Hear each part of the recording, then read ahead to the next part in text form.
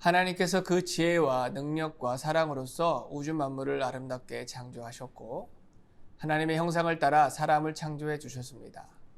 사람을 지은 목적은 하나님의 영광을 나타내고 찬양하게 하기 위함입니다. 이사야 43장 21절의 말씀에 이 백성은 내가 나를 위하여 지었나니 나의 찬송을 부르게 하려 함이니라 말씀해 주십니다. 시편 말씀은 하나님의 영광을 기뻐하며 찬양하는 말씀입니다. 하나님께 시로써 믿음을 고백하며 도움과 은혜를 구하는 기도를 드리고 또한 하나님 앞에 회개하고 구원을 소망하는 말씀입니다. 시편의 이름입니다. 시편의 영어 표현은 Psalms입니다. 이는 헬라어 프살무스에서 유래되었고 히브리어 미즈무르에서 파생되어 노래라는 의미를 담고 있습니다. 하지만 시편의 본 히브리어는 테힐림으로 찬송가들이라는 뜻입니다. 시편의 분류입니다. 시편 말씀은 크게 5권으로 분류됩니다. 제1권은 1편에서 41편 말씀으로 시편 전체의 서론 부분입니다. 고통 중에 주님을 찾으며 유일하신 하나님을 찬양합니다. 제2권 42편에서 72편 말씀은 탄식과 고통의 시편입니다. 고통 중에서 주님을 찾을 때 주님께서 만나 주십니다. 시편 72편 말씀은 솔로몬의 시로 제2권을 마무리합니다. 제3권 73편에서 89편 말씀은 신앙의 골짜기와 같은 어둠 속에서도 하나님의 빛을 찾아 나아가는 말씀입니다. 제4권 90편에서 106편 말씀은 모세의 시편으로 시작되며 다윗 이전부터 역사하신 하나님의 은혜를 찬양합니다. 마지막 제5권 107편 말씀에서 150편 말씀은 감사와 찬양 그리고 소망의 말씀으로 가득한 시편입니다.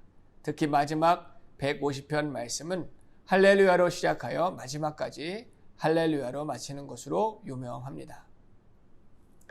대개학자들은 시편의 말씀을 5권으로 분류한 이유에 대해 모세 오경과 같은 말씀의 권위를 주고 하나님께서 그와 같이 역사하심을 나타낸다고 말하고 있습니다. 시편의 저자입니다. 시편은 다윗의 시가 73개로 제일 많이 들어 있습니다. 다윗은 어릴 적부터 하나님을 찬양하고 찬양으로서 하나님께 대한 믿음과 사랑을 고백합니다. 말씀의 책망을 받을 때에 회개의 기도를 드리고 고난 중에 있을 때에 전적으로 하나님을 신뢰하며 구원을 갈망합니다. 그리고 구원하시는 하나님께 영광을 올려드립니다. 그 밖에 모세의 시가 시편 90편으로 1개, 솔로몬의 시가 시편 72편으로 1개가 있고 구약시대에 찬양대라 할 수 있는 고라 자손들의 시가 10개, 아삽의 시가 12개, 헤만의 시가 1개, 에단의 시가 1개에 들어 있습니다. 그러나 시편 150편 중에 50개의 시는 따로 저자가 기록되어 있지 않습니다. 시편의 유형입니다. 시편 전체의 유형을 살펴보면 첫째, 시편은 하나님을 찬양하는 시입니다. 하나님의 하나님 되심을 찬양하고 만물 가운데 나타나는 하나님의 영광과 지혜, 섭리하심을 찬양합니다. 둘째, 탄식시입니다. 개인과 국가의 위기 상황 속에서 탄식하며 구원을 기도합니다. 하나님의 언약의 말씀이 이루어질 것을 소망하며 나아갑니다. 셋째, 감사의 시입니다. 구원하심과 보호하심을 감사드립니다. 또한 하나님께서 응답하시고 역사하심을 감사드립니다. 넷째, 지혜의 시입니다.